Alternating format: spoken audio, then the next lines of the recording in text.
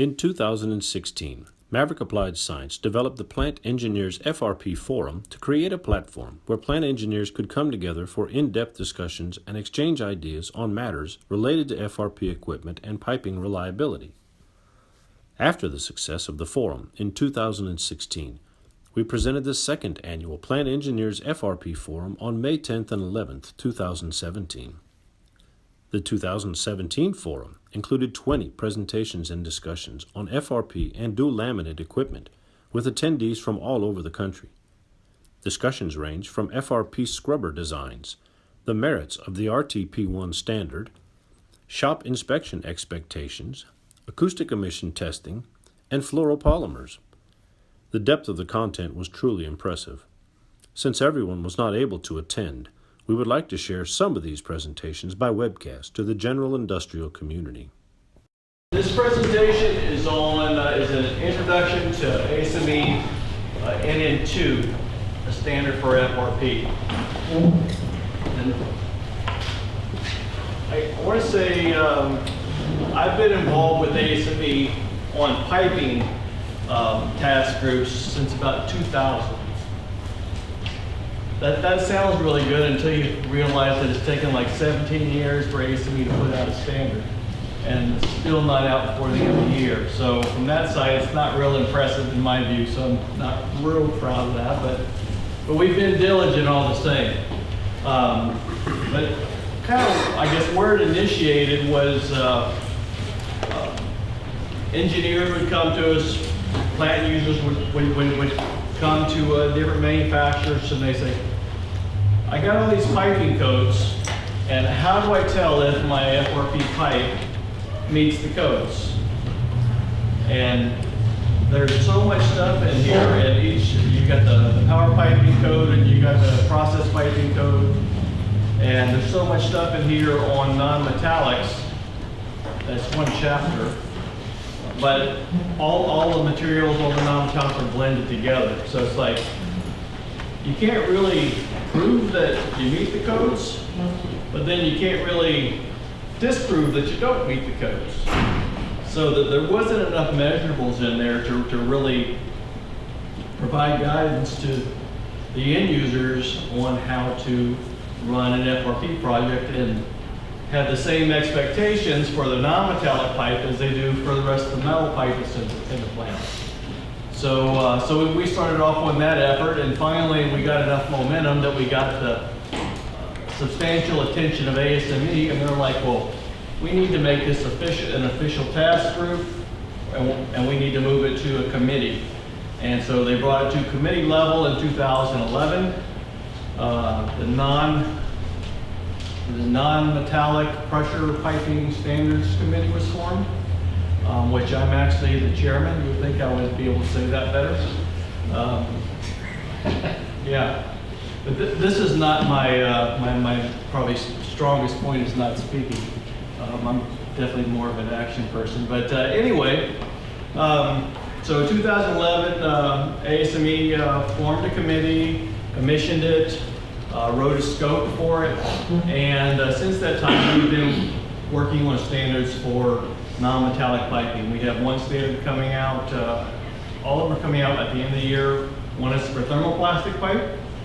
That includes some of the things that we've talked about today with like CPVC, PVC, polyethylene,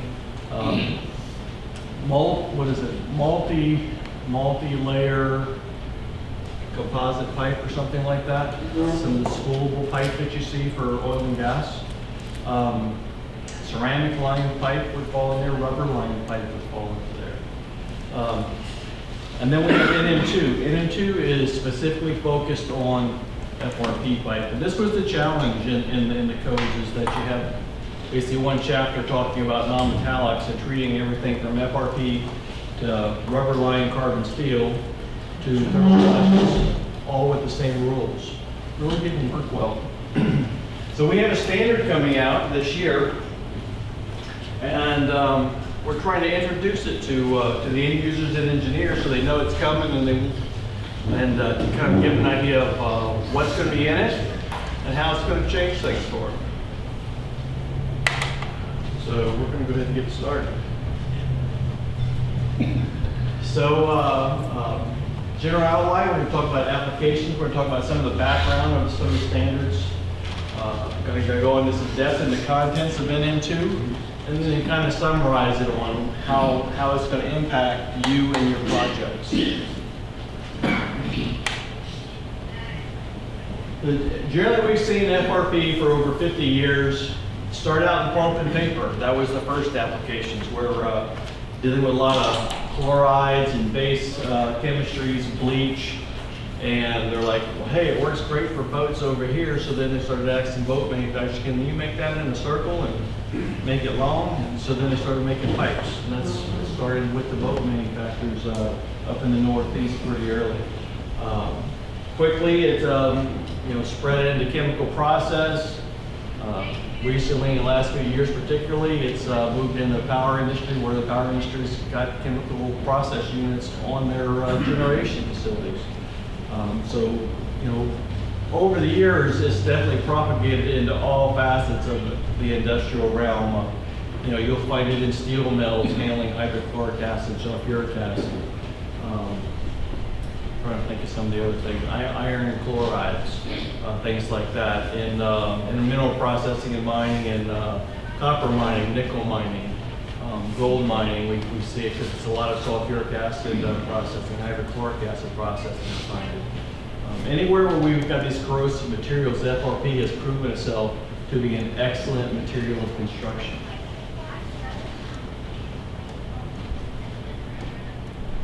So the challenge has been, as much as the material looks great and they say that it should last forever, 40 years, consistently over the years we're still having problems. It's like, we'll have 10 success stories, but there'll be one catastrophic failure that just blows everybody's confidence up. So it's like, how do we get over this? We can't keep having these problems like this. And part of the challenge is the industry was kind of built from the ground up, and from a standard standpoint, it's very fragmented. There's pieces, parts in the piping codes that really define things very well. Like if you want to qualify a laminator, B31.3 gives you a pretty good guide on how to do that. But defining the pipe manufacturing, things like that, really there's not a lot there. Then you got ASTM standards. You've got AWWA and other things, and it's kind of like pieces, parts kind of spread out. There's not one place to do everything. That's one of the things that we've learned is, we can put specs together because we know, well, we need this part from here, and we want to talk about this from here, and we put it all together in the specs. That's what we've been doing to basically kind of overcome these gaps. And then you have a variability of vendors as well. I pointed to earlier, you've got tank vendors and you've got piping vendors. You've got, piping vendors, if it's steel, you go to the piping mill, you get pipe.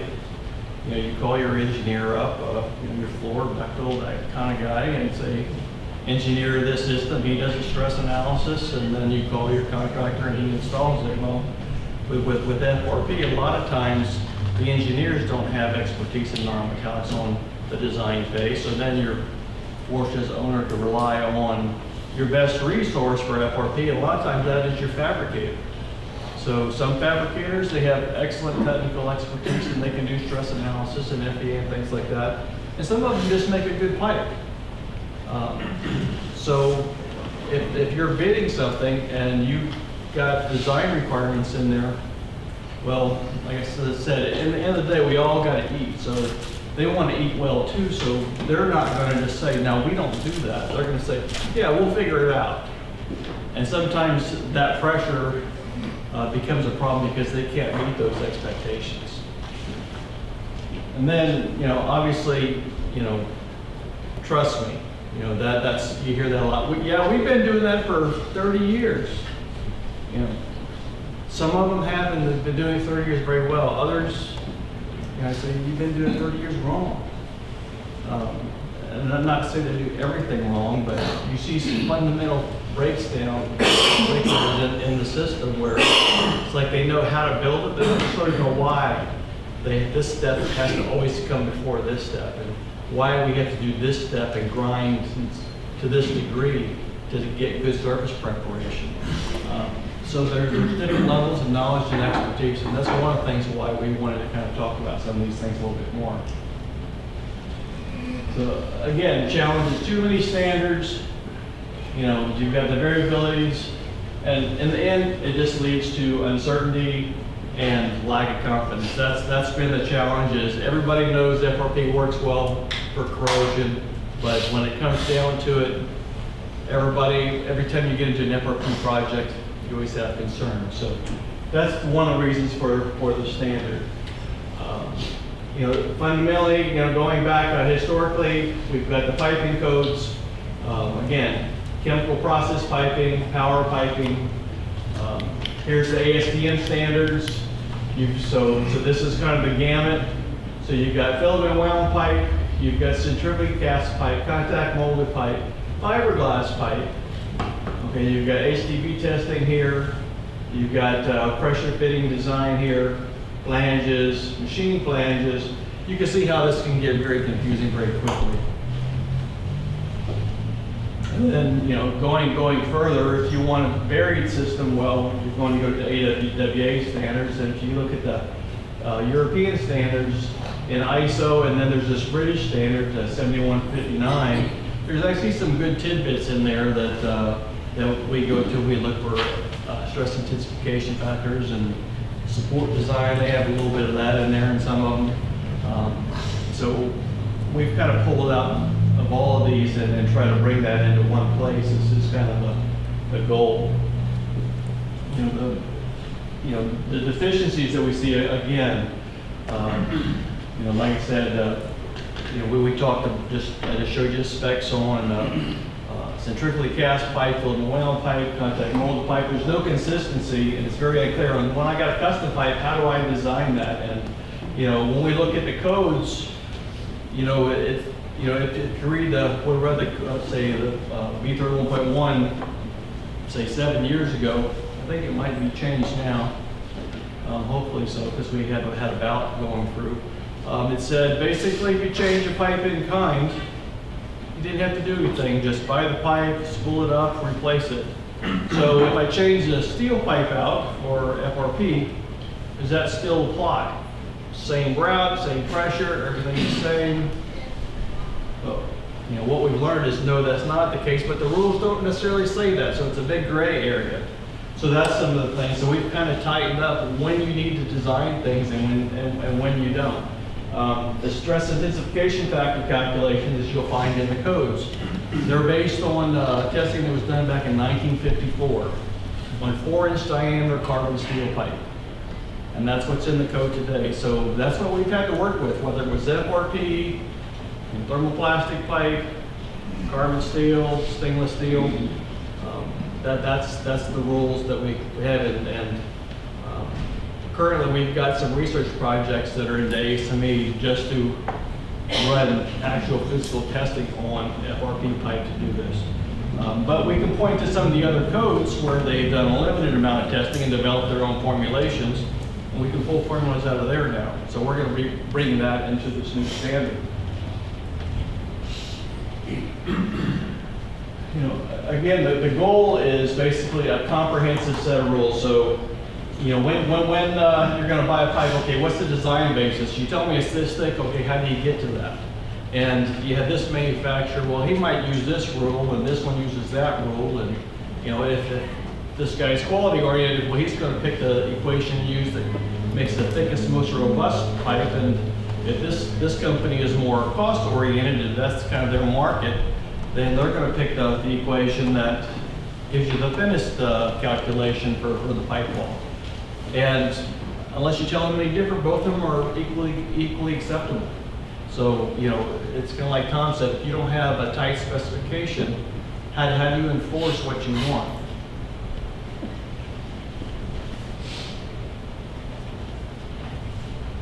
So here's NM2. So this is what it's going to include. So it's going to basically, it defines the scope of the product, design, constituent materials means it talks about glass, resin, how it should be treated, stored, everything else that goes into the composite. There's a full chapter on basically defining design basis for piping as well as fittings.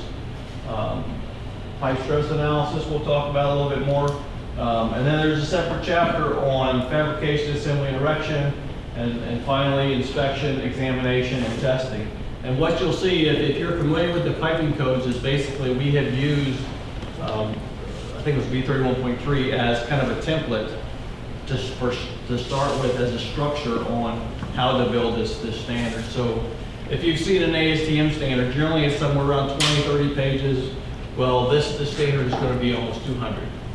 So you're talking about a full code book basically, or something that looks like that. That's going to be just talking about all the needs and direction for FRP piping. So there's going to be a lot more teeth in it, a lot more direction, a lot more specifications and requirements. So with respect to the scope, so you see basically the fundamentals. It defines design, materials, fabrication, examination, testing. Basically your whole project from start to finish, there's going to be direction on how it should proceed and what are the whole points and expectations. It's going to cover all the materials, so it doesn't really exclude any existing types of pipes. So if you have a vendor that you use already, then they will be able to meet it. Whether they're contact molded, whether they do filament wound, centrifugally cast, they will be able to meet this. And the more background and data they have, they'll be able to meet it easier. Generally it goes up to 250 PSI. And then basically from a size ratio, we've got this pressure to diameter is not over 2,700. That's something that kind of goes back into the codes as well. So from scope, what it doesn't include, obviously it was a pretty big task when you're starting from scratch to write a standard. So what it doesn't include dual laminate right now. Just last meeting, which was 2 weeks ago, we actually started a dual laminate task group, which is going to focus on writing a whole other section to talk about dual laminates and how it integrates in with this new code that's coming out, or new standard rather. Mortar pipe. This is the sand-filled centrifugally cast pipe. Common name might be Cobos. We might be familiar with that. Usually it's used for like forced water mains and drainage and things like that. It talks about glass fibers only, so not really getting into carbon fiber structures, Kevlar, things like that. So then we're talking about E-glass and ECR glass. And then from resins, polyesters, vinyl esters, and epoxies only. So phenolics, Furion pipe, something like that, it's not going to be included at this time. If we have a demand, then we'll start including more materials, and we'll start to look at the rules to see if we need to do anything specialized for these other materials. And the other thing is, this is a construction code, much like the existing piping codes. So it's basically to installation. Doesn't talk about how to operate it. Doesn't talk about what you need to do to maintain it. Again, we're following the piping codes.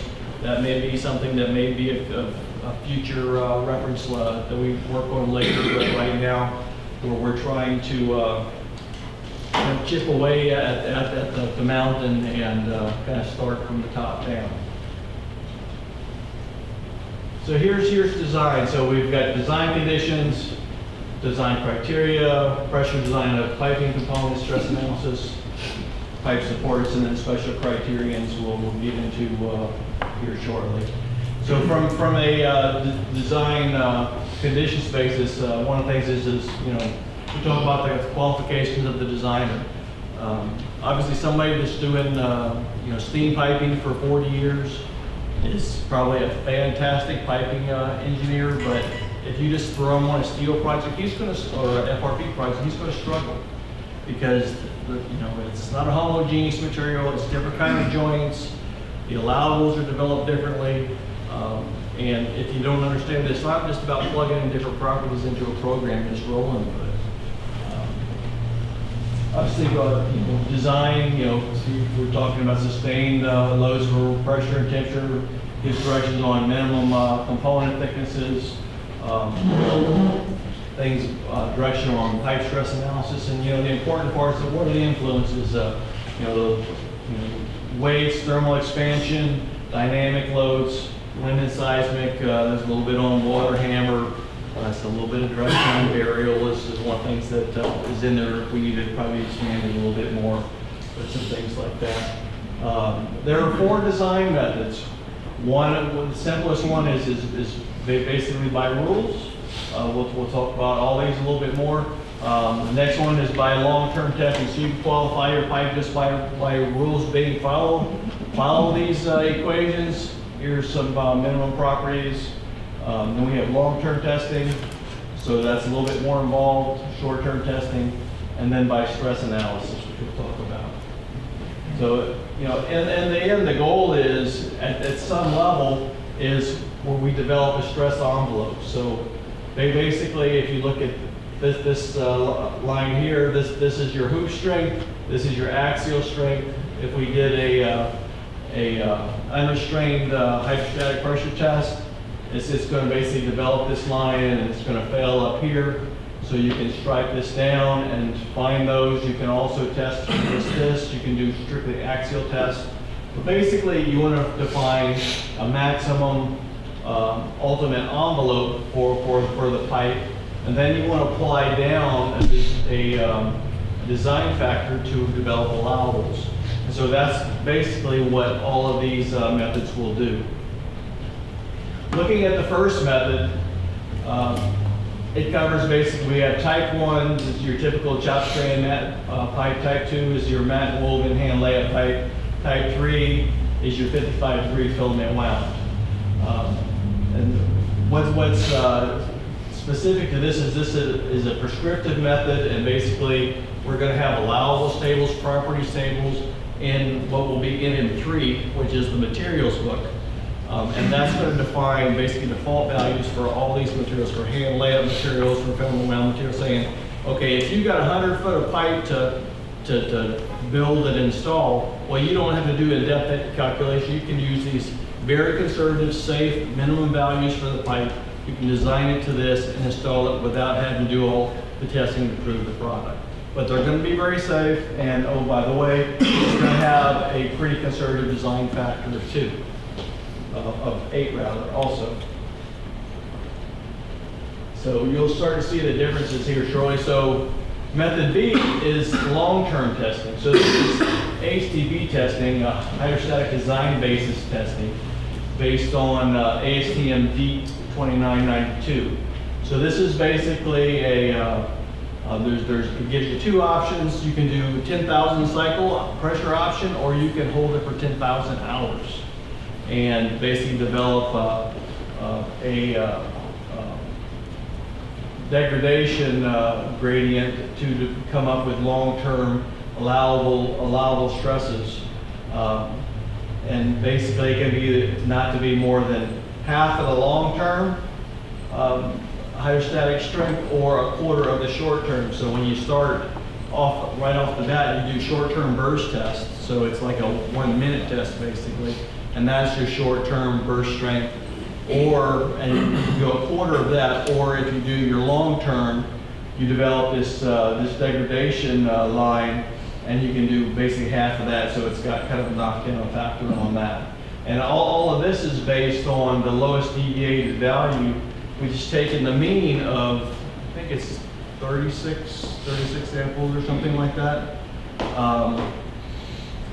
And then at that point, you take the mean, and there's 2 standard deviations below. So pretty much that should capture, I think it's 97% of the points should be below that line at that point. So method C. So this is short-term testing. So this is basically like a D1599 burst test. So this is basically taking a pipe, pressuring it up, 2 bursts, has to happen within 60 to 70 seconds. Generally, and it gives you that short-term burst test, and then you have a design factor down on this, which is 6. So if you go back to the first one that we talked about, so if you just take default values, don't do any testing, you get a design factor of 8. If you do short-term testing, you get a design factor of 6.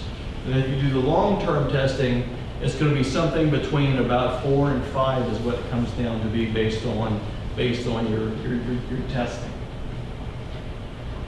And then by stress analysis. So this could be something by FEA or by a laminate analysis or by analytical means without testing. Basically, we're following the same rules and equations as you will find in RTP1 or Section 10 in the boiler codes. And there are specific stress limits on that, and what you'll find is for, depending on how you look at it, it'll define either design factor 6 or 8. So depending on your project, depending on the manufacturer has a choice of how they want to prove their product, but the end game is they have to prove the product and provide a design basis on how they design their pipe. So if they do long-term testing, then they're going to get a competitive advantage because they can use lower design factors, they can be more competitive, but at the same time they're making an investment. So basically the more accurate the data is, the higher level of certainty of the data, then they're going to get the benefits of that by having more, basically more leaner design factors. So that's the advantage, that the ones that have already done all that can just plug that in and they're largely good to go. The thing about it is like long-term testing, it's like resin specific, it's glass specific. So if you've got a project and you've got 500 feet of pipe, well, you don't have time to do a 15-month test. So you're going to look at short-term testing or something else. But in the end, there's a process that they have to follow to prove their product. That's something that has been lacking to this point.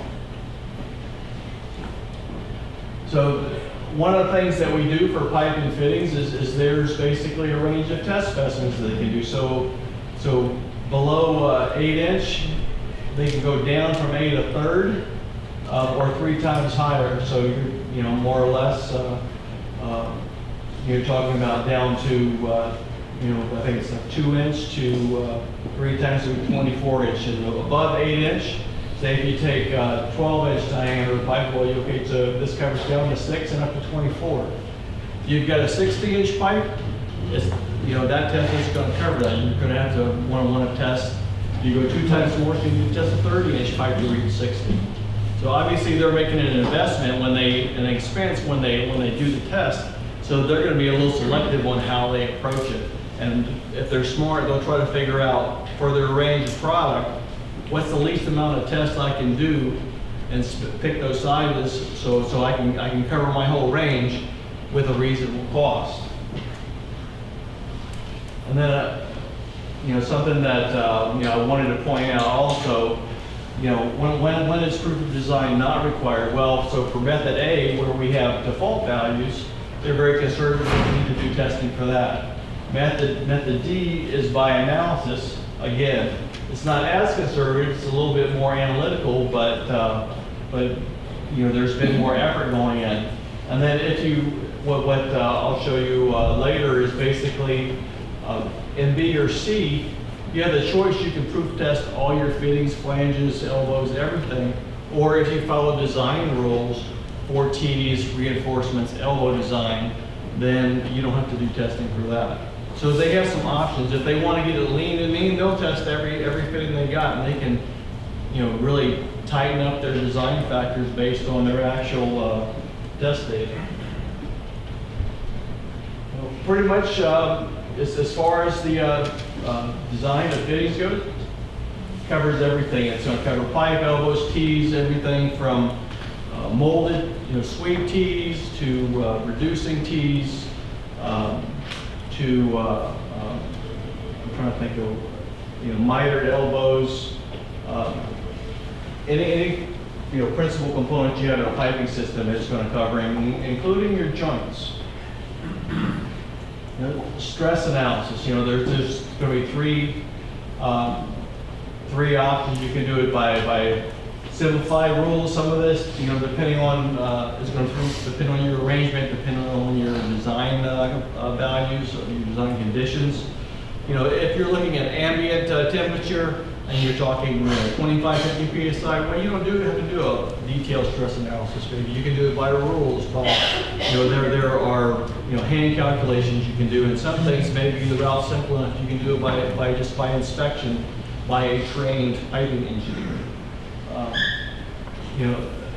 Approximation. That's when we're doing hand calcs. And if we're talking about comprehensive method, that's when we're going to a full-blown stress analysis.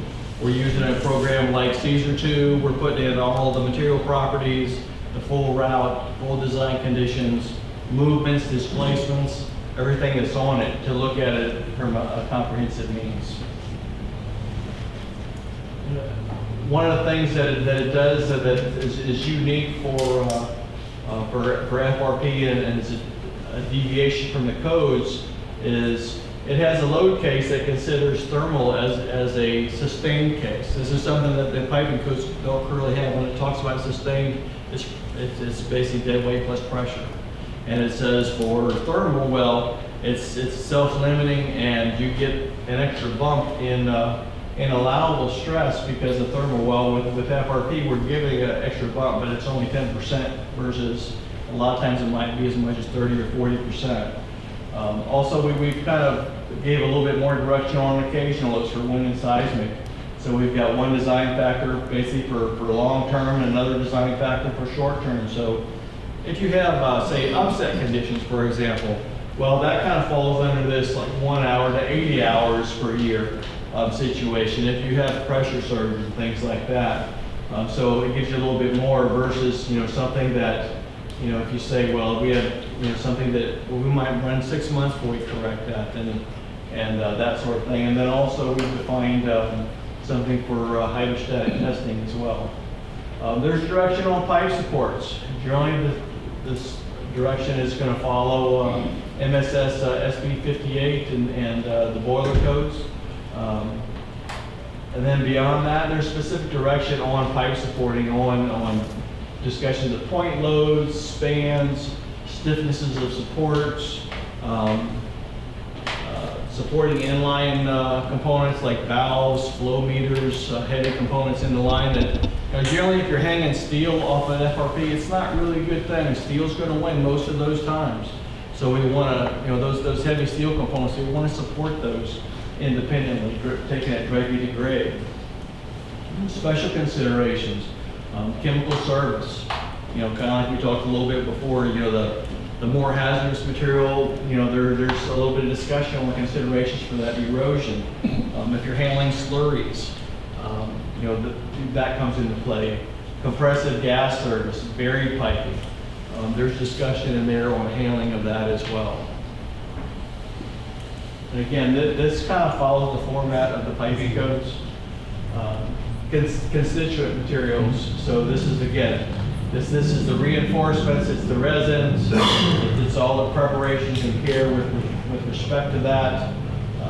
With respect to the testing, if you're manufacturing, you've done testing, and you change your glass, you change your resin, well, you can do another test.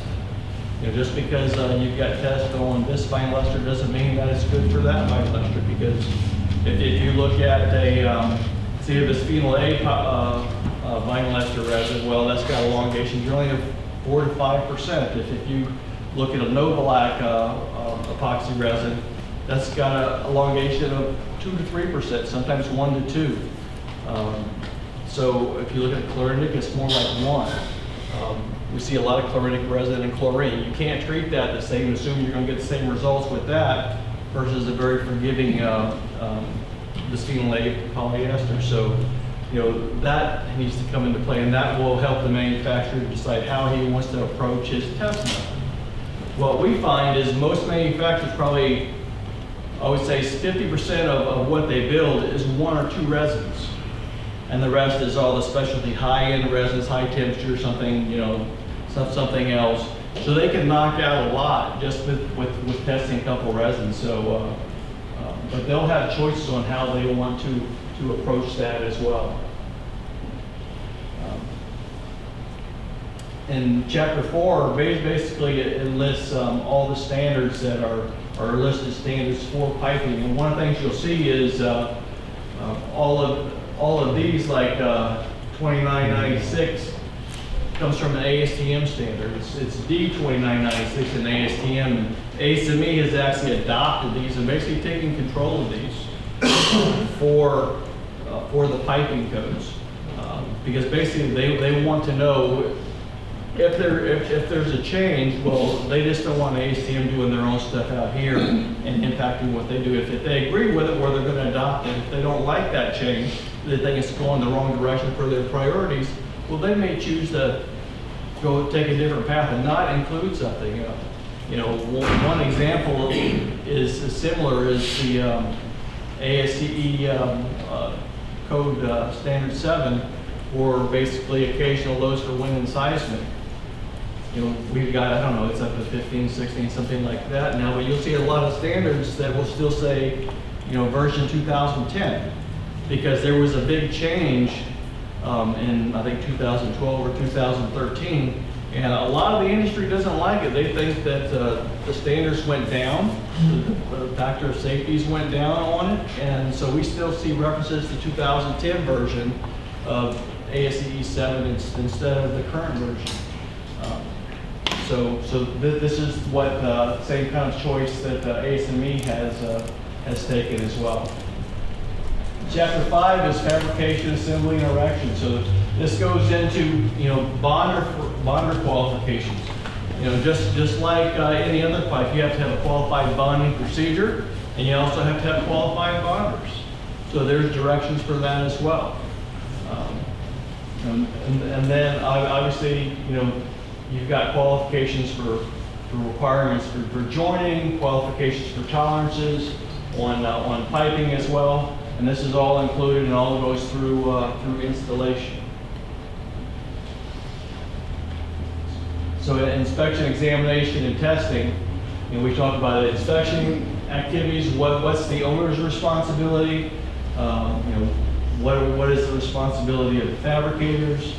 So it talks about basically all the expectations of the fabricator, how they'll do their testing, and then also final testing for hydrostatic pressure testing as well. And one of the significant changes you'll find is that currently the piping codes define the hydrostatic test at 1.5 times the design pressure. Well, one of the changes for FRP is it's been agreed that number is going to go to 1.3, because there's always a concern that are we testing the pipe so high that we're damaging the pipe?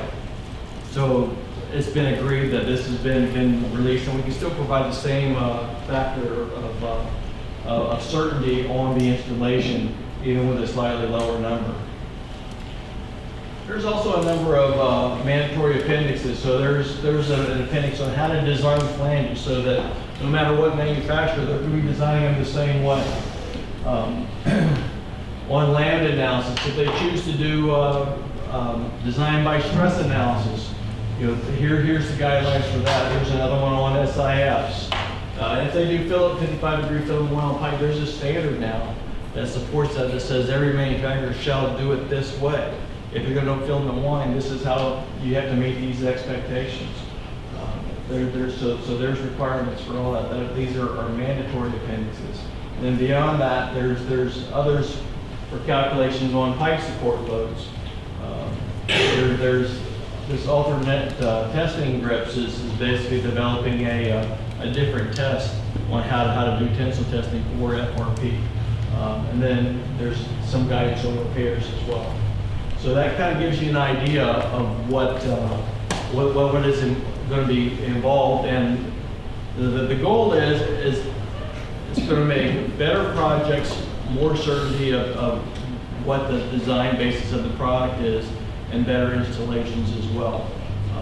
What we expect is that it's going to impact every manufacturer to some level, and it kind of depends on how they are doing things currently and what type of pipe they use. Are they a commodity vendor? Are they a custom vendor? It gives them lots of choices on how to approach it. So it's not intended to be limiting, but it does reward effort. The more work that they put into proving their product, higher levels of certainty, it's going to give them a competitive advantage in the end on bringing a product to market. The flip side of that is the owners are going to get a more reliable product that's going to be more proven. There's not going to be a question of, you know, where's your test data? There's going to be requirements for all that. So hopefully in the end it'll bring more reliability, more certainty to the whole process, and everybody will benefit from the new standard. Pat? I have two questions. Question number one, when do you anticipate releasing the industry acceptance of NM2? We expect it to be released at the end of the year. It's currently, the text is complete. It's in with the ASME editors. They've got to format it and check it and make sure that, you know, every reference talks back and forth between the books as well as within each book. And then there's like a 2-month public review period where they say, hey, it's out there, if you got any comments, you know, let us know. And then by the end of the year, it'll be out on the streets, what we expect. Number two, does that mandatory specify the wall OD and the lay of fittings between vendors? No. No, there is, as I mentioned, the first one was, they basically meant that it was default properties. So if you don't want to do any testing, there's going to be a table in NM3, which is going to be the materials book, and it'll say for hand layup, okay, here's the material properties that you shall use for type 2 hand layup laminate. And you can calculate for that, and based on the equations that are in the standard, you'll arrive at your wall thicknesses. And what was the second part of that? Fitting, lay. Yeah. Lay length. No, it's not, we're not going to, the intent is not to change tooling and things like that, not to specify lengths of pipe and that sort of thing. So no, that, you know, every manufacturer is almost unique in that way. So we're not going to define lay length from a bend to the end of fitting and things like that. It would just be an uproar if we actually tried to do that, as much as industry would like to see standard fittings like we see in steel. Thank you. Any other questions? Yeah, you mentioned earlier that phenolic and furan resins were not going to be included. Yes, I know it hadn't been included in RTV1 section. Should have known you were going to ask a question about I that. knew I was going to ask that question. Is there any talk about, not so much the NM standard that you're working on, but on the investments, RTV1, any discussions about adding those resins? I don't recall that RTP1 takes an exception to that. I think it just has to, there are some different rules for furan.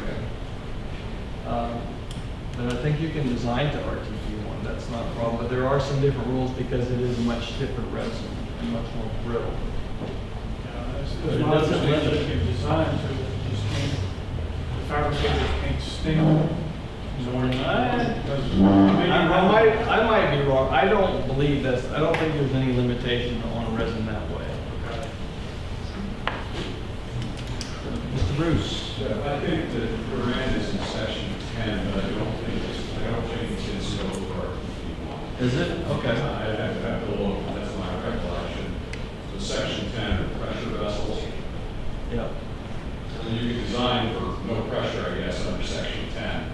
But actually, I think that's scope. I don't know what the bottom pressure is in section 10. I don't believe RTV1 scopes furan. Yeah, we have a lot of scrubbers that are designed in accordance with section 10 because just the arrangement of things and, you know, that, I think that might be what we did in the past.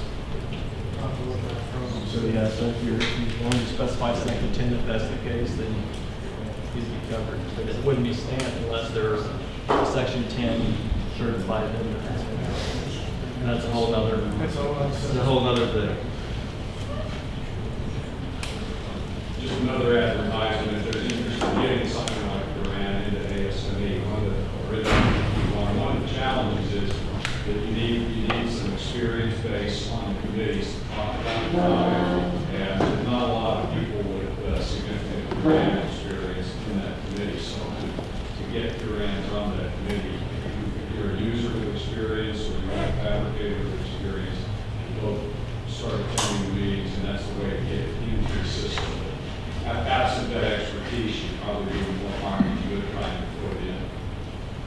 Good point. All right, very good. We'll move on. Thank you.